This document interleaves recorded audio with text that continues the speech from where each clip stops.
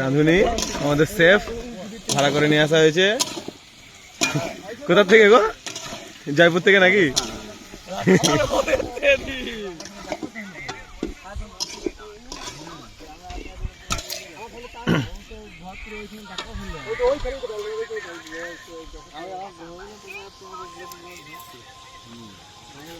এই যে এই ছেলেটা আজকে খুব খাটাখানি করছে। এই ছেলেটা আজকে মানে এত আনন্দের দিনে কান্নাকাটি করছে কারণ পেঁয়াজ কাটছে, তাই তো?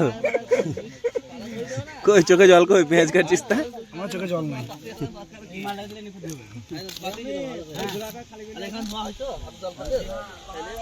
দেখ আমাদের রেসিপি হচ্ছে মুরগির মাংস আর ভাত। প্রথমে আমাদের হিসাব করা ছিল 10 জন হবে, কিন্তু হয়ে গেছে 20 জন। বাকি ভ্লগ আবার রান্না হয়ে যাওয়ার পরে দেখাচ্ছি।